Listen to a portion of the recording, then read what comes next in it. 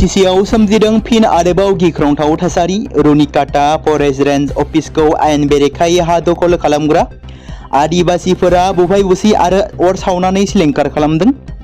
नाथाय मानो बेबादि सान्थालि आदिबासिफोरा बेबादि बुफाय बुसि आरो सावनानै सिलिंखार खालामखो? बेखौ गोबाङानो सोंथि दैखांदों। गुबै जाहोना मा?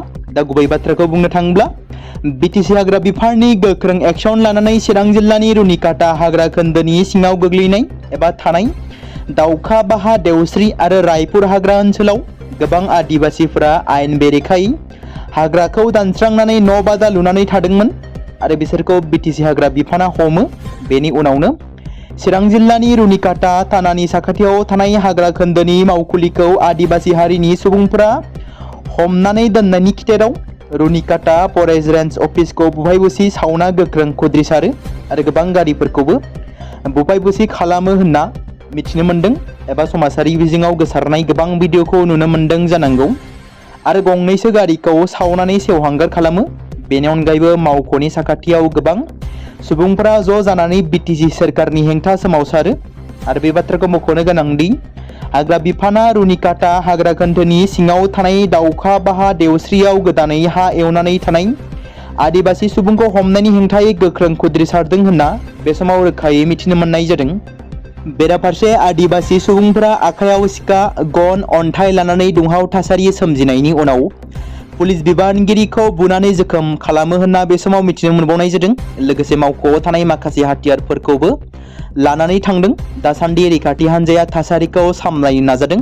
गोबां रैखाथिफोरखौ थिसननाय जादों आरो दायनिगिरिफोरखौ हमनानै आयेन बादि साजा होगोन होनना बे समाव मिथिनो मोन्दों।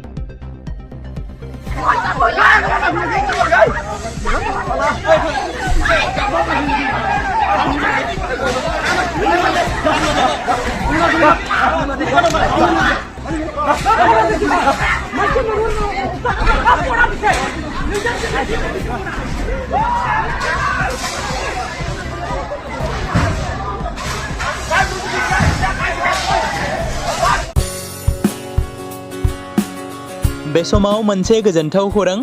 क'क्राझार जिल्लानि सिङाव थानाय बड'लेण्ड एकाडेमि सेनियर सेकेन्डारि स्कुला लानानै फैदों BTC हालामनि थाखाय मोनसे गोजोनथाव खौरां।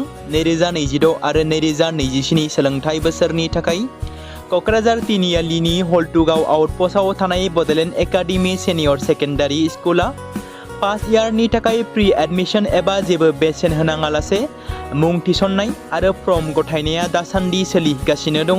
आरो बेनि गेजेराव देग्लायनि मेट्रिक आनजादाव 100आव 75 जौखोन्दोनि गोजौआव जौखोन्दो लानानै उथ्रिसार जानो हानाय साबा फरायसा एबा बिजाथिफोरनि थाखाय आबुङै जेबो बेसेन होनाङालासे मुं थिसननो आरो फरायनो थाखाय खाबु होनाय जादों। आरो बेनि अनगायैबो बोसोरै फरायसा आरो फरायसुलिफोरखौ लानानै EBS ट्रिप एबा सोलोंथायारि दावबायनायखौ लानाय जायो। मख'जाथावदि बे बड'लेण्ड एकाडेमि सेनियर सेकेन्डारि स्कुलाव आर्ट्स स्ट्रिमनि थाखाय आयदा हिसाबै इंलिश ML बड', political science education, history, economics, advance बड' गासैबो आयदाखौ मोननो हागोन। आरो बे सेकेन्डारि स्कुलाव इंराजि आरो बर' बिजोङा थागोन। मोजां सोलोंथाइ लानायनि अनगायैबो बड'लेण्ड एकाडेमि सेनियर सेकेन्डारि स्कुलाव उफ्रा सोलोंथाइ हिसाबै एनभायरनमेन्ट फिल्ड स्टाडि बायदिखौ लानानै सोलोंथाइ लानो हागोन। बेनि अनगायैबो बे फरायसालियाव हौवासा आरो हिन्जावसाफोरनि थाखाय आलादा आलादायै हस्टेलनि खाबुफोर होनाय जादों। बेनि थाखाय नोंथांमोना आबुङै मिथिबावनो थाखाय एबा थोंजोङै फोनांजाब खालामहर 9101488399 जानबुं नम्बराव।